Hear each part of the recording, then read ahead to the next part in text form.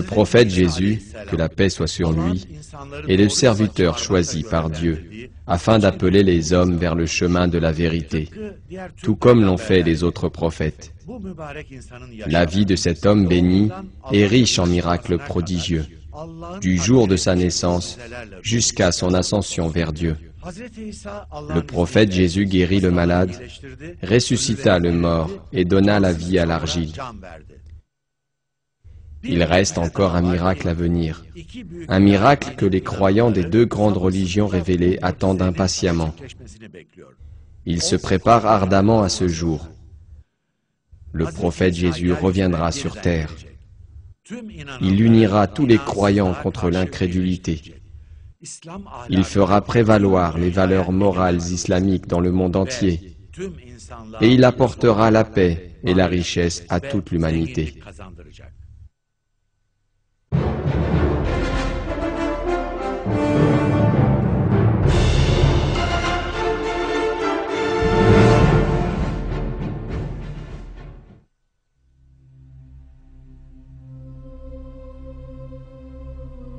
Marie, bénie soit-elle, était une descendante de la lignée du prophète Abraham, élu de Dieu. Lorsque l'épouse de Imran, un serviteur choisi de cette famille, apprit sa grossesse, elle s'adressa à Dieu et pria, dédiant son enfant à Dieu. Seigneur, je te voue en toute exclusivité l'enfant que je porte en mon sein. Daigne, Seigneur, l'accepter. C'est toi, certes, l'audient et l'omniscient.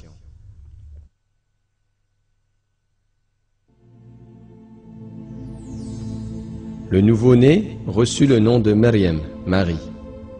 Le nom Maryam signifie « celle qui adore constamment Dieu ». Tout comme les autres membres de la famille de Imran, Marie, bénie soit-elle, était dévouée à Dieu en lui témoignant une croyance sincère et entière. Marie, bénie soit-elle, était d'une vertu sans faille, un modèle à suivre pour toutes les musulmanes. Dieu choisit Marie, bénie soit-elle, pour une tâche sacrée. Elle allait en effet être la personne bénie qui allait donner naissance au prophète Jésus.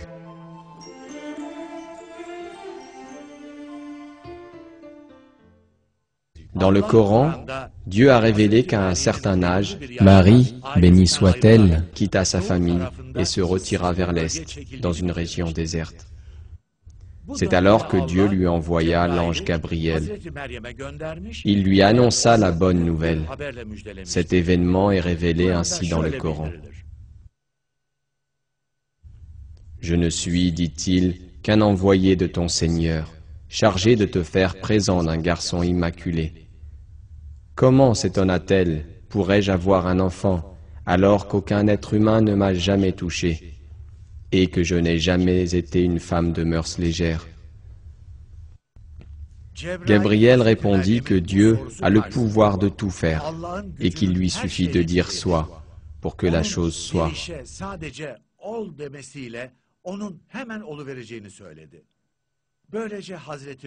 C'est donc par un miracle de Dieu que Marie, bénie soit-elle, conçut Jésus, sans que nul homme ne l'eût touché. Cela m'est facile, a dit ton Seigneur, et nous ferons de lui un signe pour les gens, et une miséricorde de notre part. C'est une affaire déjà décidée. Elle devint donc enceinte, et elle se retira avec lui en un lieu éloigné.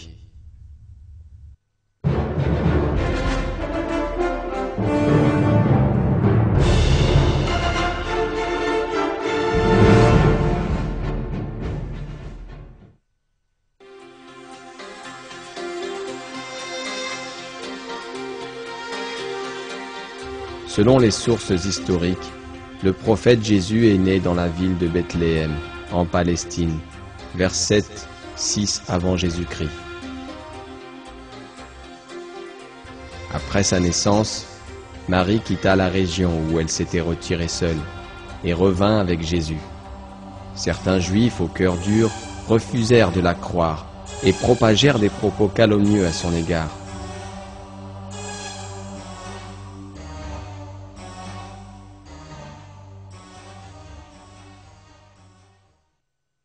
Face à cette situation, Marie s'en remit à Dieu et plaça toute sa confiance en lui. Elle savait qu'il l'aiderait contre les accusations diffamatoires.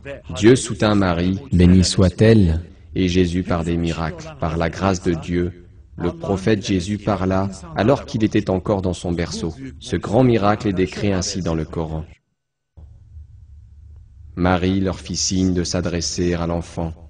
Ils dirent, « Comment parlerions-nous à un bébé au berceau ?» Mais le bébé dit, « Je suis vraiment le serviteur de Dieu. Il m'a donné le livre et m'a désigné prophète. Il a fait de moi un être béni où que je sois. Il m'a ordonné de pratiquer la salate et la zakat, ma vie durant, ainsi que d'être bon envers ma mère. Et il n'a point fait de moi un être violent ni méchant.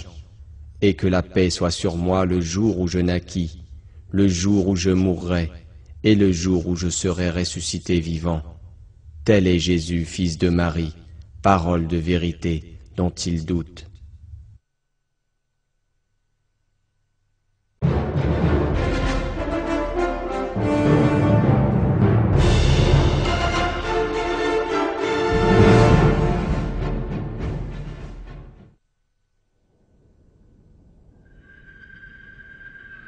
Lorsque Jésus naquit, la Palestine était sous l'oppression de l'Empire romain.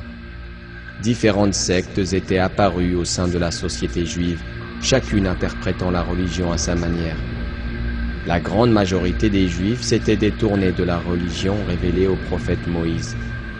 C'est pourquoi toutes sortes de traditions, de superstitions et de croyances erronées s'étaient répandues.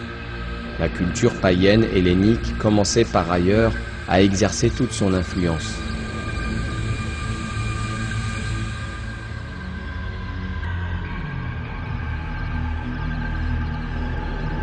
En résumé, au moment de l'arrivée de Jésus, le peuple d'Israël faisait face à d'énormes difficultés politiques, économiques et sociales. Il vivait, d'une part, sous le joug romain et d'autre part, déchiré par toutes les divisions entre les différentes sectes et croyances. L'ambiance chaotique régnante amena les Juifs à chercher une issue et un sauveur.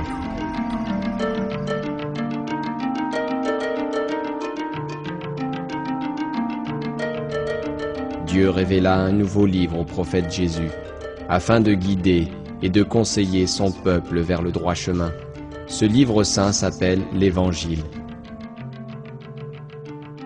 Le prophète Jésus invita son peuple à croire en Dieu, à se soumettre à lui sincèrement, à vivre pour lui et à éviter le mal et le péché. Il rappela aux Juifs que la vie de ce monde était transitoire et insista sur l'imminence de la mort. Il leur rappela également que dans l'au-delà, chacun devra rendre des comptes sur ses agissements. Dieu lui permit d'accomplir des miracles saisissants. Il soigna les malades et les handicapés. Il guérit les lépreux. Il rendit la vue aux aveugles de naissance. Il ressuscita les morts.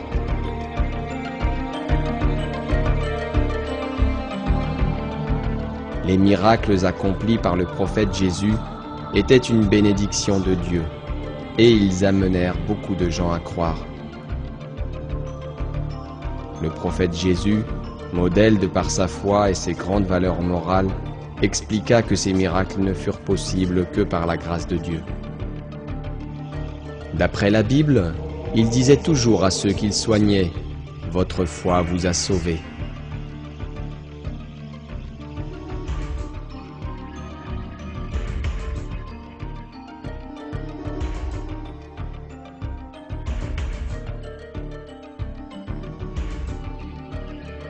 Cependant, malgré son message, son intelligence, ses hautes valeurs morales, son immense foi et les miracles de Dieu, certaines personnes persistaient dans leur incrédulité.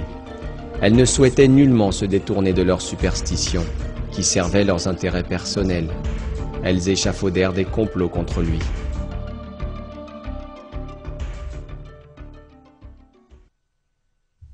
Et quand Jésus, fils de Marie, dit « Ô enfants d'Israël, je suis vraiment le messager de Dieu envoyé à vous, confirmateur de ce qui, dans la Torah est antérieur à moi, et annonciateur d'un messager à venir après moi, dont le nom sera Ahmed. Puis, quand celui-ci vint à eux avec des preuves évidentes, ils dirent, c'est là une magie manifeste.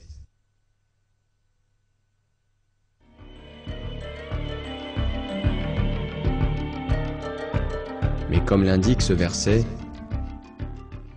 Dieu ne permettra jamais aux infidèles de l'emporter sur les croyants. Les machinations des incrédules à l'encontre des croyants sont vouées à l'échec.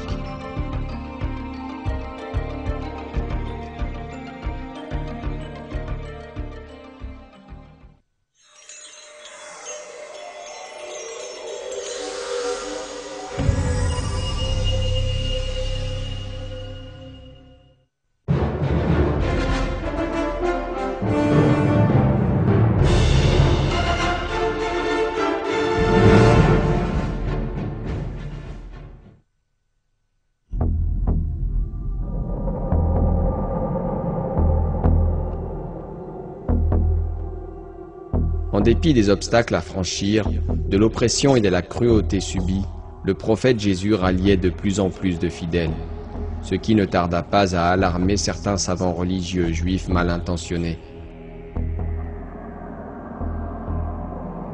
Petit à petit, les croyants commençaient à se séparer des négateurs. De prétendus représentants religieux juifs hostiles au prophète Jésus étaient déterminés à l'éliminer. Voici le plan qu'ils élaborèrent. Ils n'avaient aucun droit de le condamner à mort eux-mêmes. Aussi montèrent-ils l'administration romaine contre lui. Ils accusèrent Jésus d'agir contre Rome, car ils savaient que les Romains étaient particulièrement sensibles et intraitables sur les questions politiques.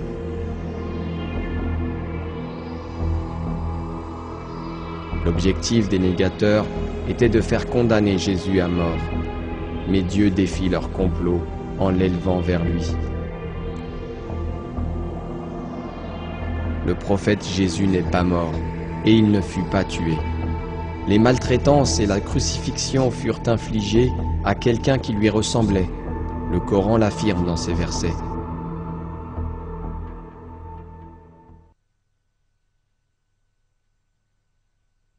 Et à cause de leurs paroles, nous avons vraiment tué le Christ, Jésus, fils de Marie, le messager de Dieu.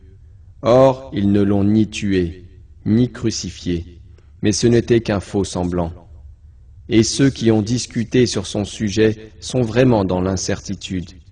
Ils n'en ont aucune connaissance certaine, ils ne font que suivre des conjectures, et ils ne l'ont certainement pas tué.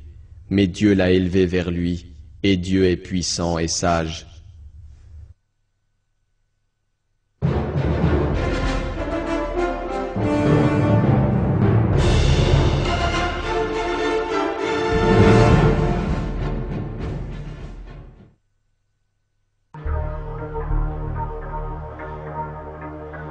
Selon la croyance chrétienne, les représentants religieux juifs et les Romains arrêtèrent, crucifièrent et tuèrent Jésus.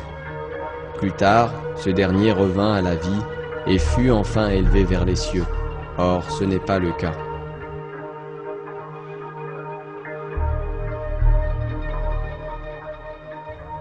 Il n'y a pas un seul mot dans tout le Coran qui se rapporte à la mort du prophète Jésus, alors que des termes tels que « qataluhu » ou « mata » sont employés dans les versets en référence aux morts normales des autres prophètes. Le verbe « tawaffa », signifiant « reprendre », est utilisé pour le prophète Jésus. Quand Dieu dit « Ô Jésus, certes je vais te reprendre et t'élever vers moi, te débarrasser de ceux qui n'ont pas cru et mettre jusqu'au jour de la résurrection ceux qui te suivent au-dessus de ceux qui ne croient pas. » En arabe, le mot traduit par « reprendre », ici ou « causer la mort » dans certaines traductions, vient de la racine « tawaffa ». En réalité, ce mot ne signifie pas « mort », mais plutôt l'action de reprendre l'âme. Dans le Coran, Reprendre l'âme ne signifie pas nécessairement la mort. Par exemple, dans le verset suivant, il est question de reprendre l'âme pendant le sommeil.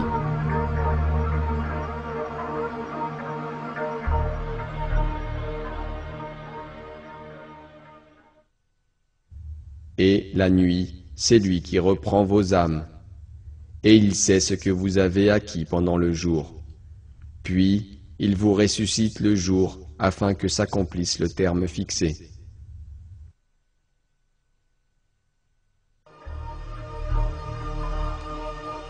Le mot utilisé pour reprendre dans ce verset est le même que dans la sourate 3, verset 55, Tawaffa. En d'autres termes, comme le clarifient ces versets, le prophète Jésus n'est pas mort, mais il fut élevé vers Dieu.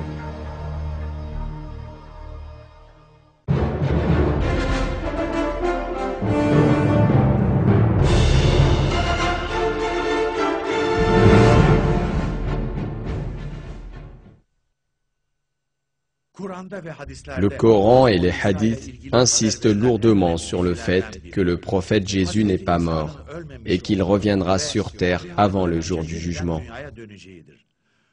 Le nombre de preuves est considérable dans le Coran. Je vais mettre jusqu'au jour de la résurrection ceux qui te suivent au-dessus de ceux qui ne croient pas.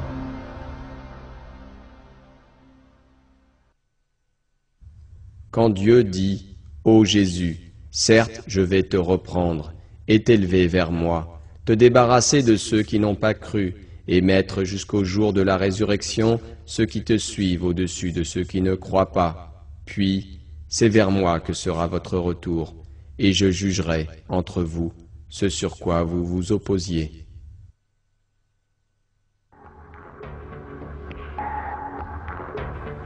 Dieu mentionne qu'un groupe de véritables disciples de Jésus dominera les incrédules jusqu'au jour de la résurrection. Jusqu'à aujourd'hui, un tel groupe n'a jamais existé. Le prophète Jésus n'avait pas beaucoup de disciples pendant son séjour sur terre, et avec son ascension, sa religion dégénéra rapidement. Aujourd'hui, le christianisme est si loin de son origine qu'il ne ressemble en rien à la religion enseignée par Jésus. De nos jours, les chrétiens ont adopté la croyance erronée selon laquelle Jésus est le Fils de Dieu. Ils croient également en la Trinité, représentant le Père, le Fils et le Saint-Esprit.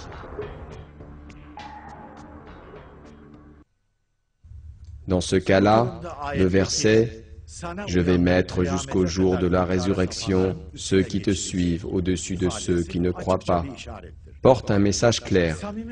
Ceux qui suivent sincèrement Jésus apparaîtront quand il reviendra sur terre et seront supérieurs aux négateurs jusqu'au jour dernier. Dieu est le plus savant.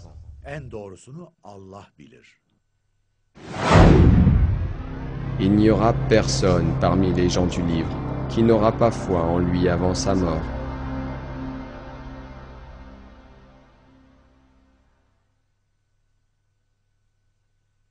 Il n'y aura personne parmi les gens du livre qui n'aura pas foi en lui avant sa mort, et au jour de la résurrection, il sera témoin contre eux.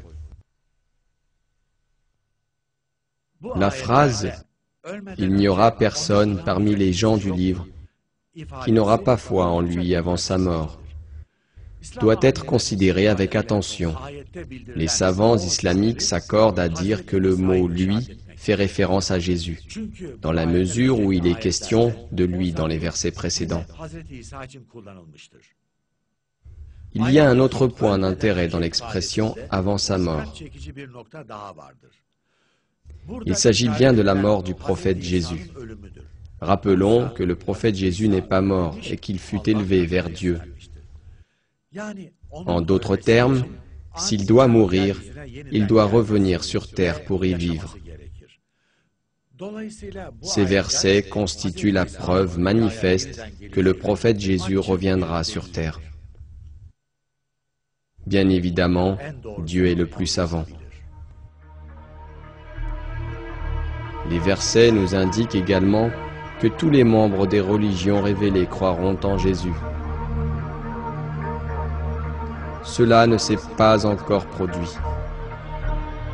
Mais dans le futur, lorsque le prophète Jésus descendra sur terre, les gens du livre le verront, le reconnaîtront et lui obéiront en tant que musulmans. Le prophète Jésus témoignera pour eux dans l'au-delà. Dieu est le plus savant.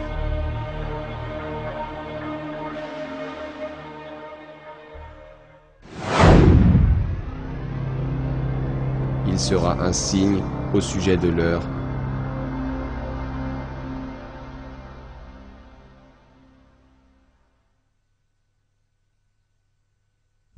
Il sera un signe au sujet de l'heure, n'en doutez point, et suivez-moi, voilà un droit chemin.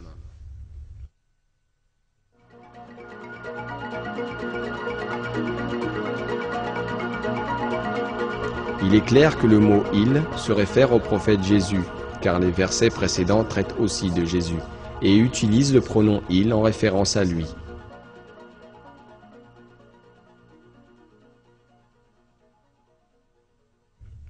Il n'était qu'un serviteur que nous avions comblé de bienfaits, et que nous avions désigné en exemple aux enfants d'Israël.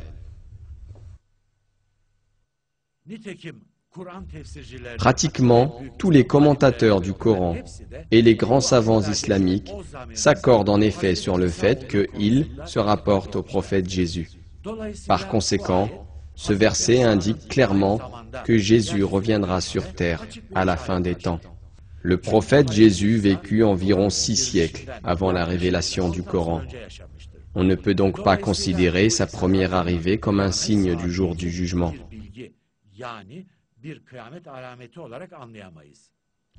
Ce verset signifie que le prophète Jésus fera son retour sur terre à la fin des temps, c'est-à-dire un certain temps avant le jour du jugement, et ce sera un signe précurseur du jour du jugement.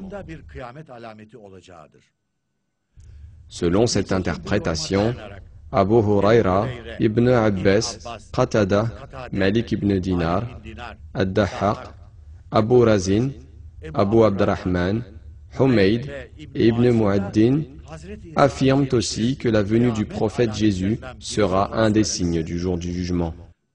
Dans son commentaire, Tabari interprète ce verset ainsi. L'apparition du prophète Jésus est un signe de l'arrivée de l'heure du jour du jugement, parce que son apparition est l'un des signes du jour du jugement. Sa descente sur terre est la preuve de la fin du monde et du début de l'au-delà. Dieu est le plus savant. Il lui enseignera le livre, la sagesse, la Torah et l'Évangile.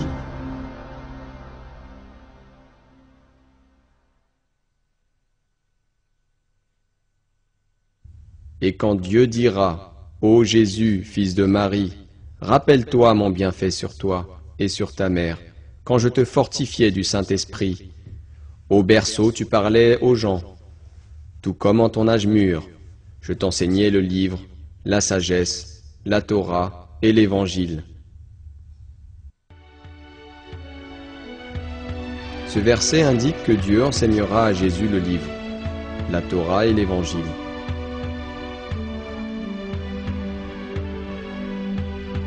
Bien évidemment, le livre en question est très important.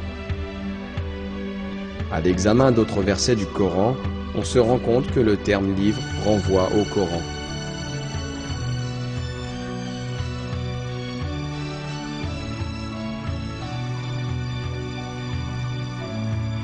Le Coran est donc le 3e livre enseigné à Jésus. Mais cet enseignement ne lui sera délivré qu'une fois revenu sur terre, car il vécut environ 6 ans avant la révélation du Coran.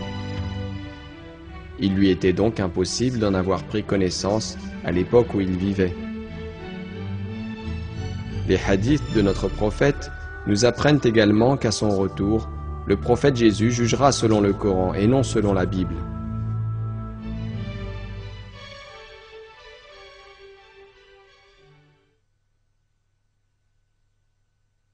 Il vous guidera selon le livre de votre Seigneur et la sunna de votre apôtre.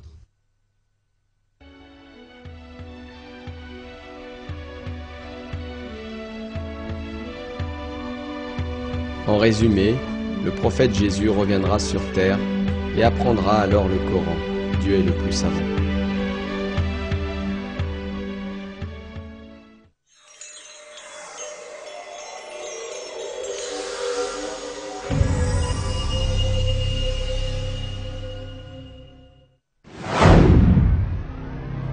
Pour Dieu, Jésus est comme Adam.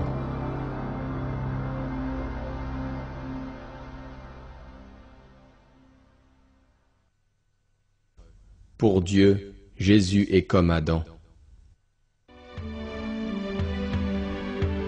Il est très probable que ce verset renvoie aussi au retour du prophète Jésus. D'après les savants islamiques, auteurs de commentaires coraniques, ce verset indique que les deux prophètes, Jésus et Adam, n'avaient pas de père, et que Dieu les créa tous deux par son ordre, soit. Ce verset peut toutefois porter un autre sens. Tout comme Adam fut descendu sur terre par la volonté de Dieu, le prophète Jésus descendra aussi sur terre par la volonté de Dieu. Dieu est le plus savant.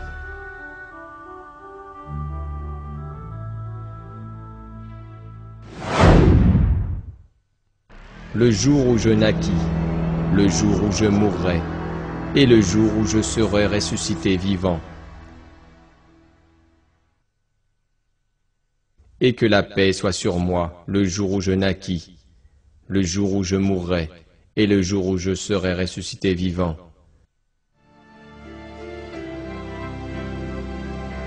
Ce verset parle du jour où Jésus mourra. Cette mort ne sera possible qu'après son retour et sa vie sur terre pour une période donnée.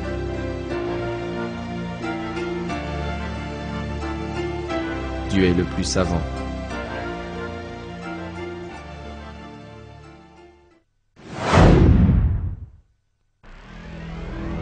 Au berceau, tu parlais aux gens, tout comme en ton âge mûr.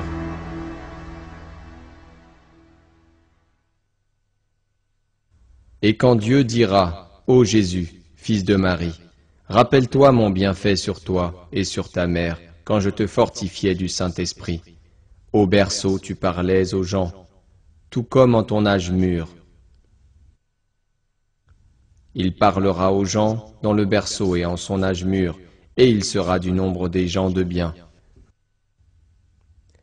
Le mot kahlan, utilisé uniquement dans ces deux versets, fait uniquement référence à Jésus, afin de traduire l'âge adulte, âge qui se situe entre 30 et 50 ans.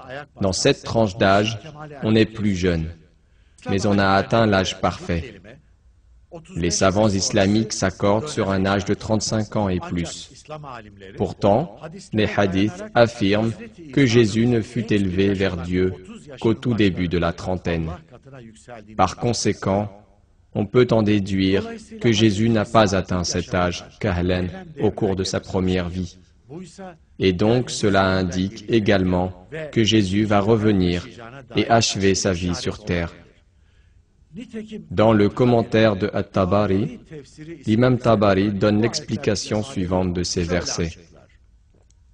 Ce verset indique qu'afin de compléter son temps de vie et de parler aux hommes à un âge mûr, le prophète Jésus doit redescendre du ciel, car il fut en effet élevé vers les cieux à un jeune âge. Le prophète Jésus sera reconnaissable du fait qu'il n'a aucune famille et qu'il ne sera connu de personne.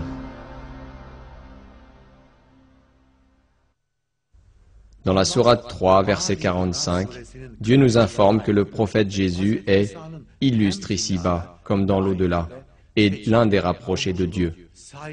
Ainsi, comme tous les prophètes, le prophète Jésus sera connu de son entourage pour son honneur et son excellence, propres aux élus de Dieu.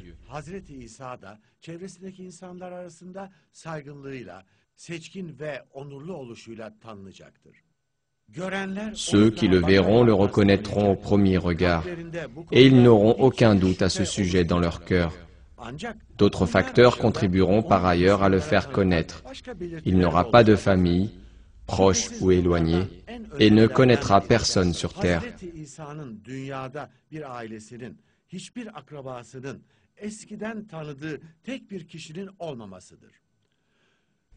Personne ne pourra dire « je le connais, je l'ai déjà vu ». Ces gens font partie de sa famille, car ceux qui le connaissaient ont vécu il y a 2000 ans. Çünkü onu tanıyan tüm insanlar bundan 2000 sene önce yaşamış ve ölmüşlerdir. Kuşkusuz bu kıstas dönem dönem ortaya çıkan sahte Ces critères permettront de démasquer les faux messies qui émergeront de temps en temps. Nul ne peut prétendre être le prophète Jésus alors qu'il a vécu son enfance sur terre et qu'il est connu de beaucoup de personnes. Lorsque Jésus descendra sur terre, il n'y aura aucun doute quant à son identité. Nul n'aura de raison de dire « celui-ci ne peut être le prophète Jésus ». Hiç kimse bu kişi Hazreti İsa olamaz diyecek bir sebep bulamayacaktır. Le prophète Jésus reviendra sous la même forme où il fut élevé vers Dieu, portant la même tenue, et ses caractéristiques seront bien supérieures à ce qu'aucun être humain ne peut imiter.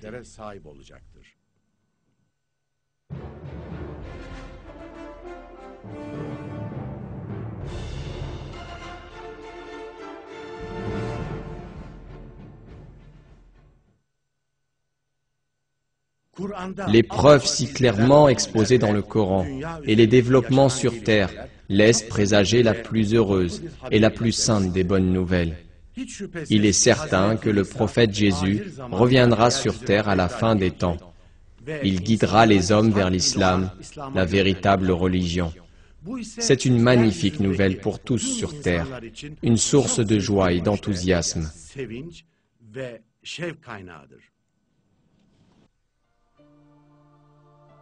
La venue du prophète Jésus est une bénédiction de Dieu pour toute l'humanité.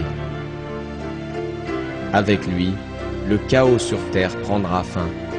Les valeurs morales du Coran domineront et une ère nouvelle bien supérieure commencera. Nous devons nous préparer pour ce jour plein de gloire de la meilleure manière, afin d'accueillir le saint prophète au mieux. Dieu ordonne effectivement aux musulmans d'être tels les disciples qui assistèrent le prophète Jésus.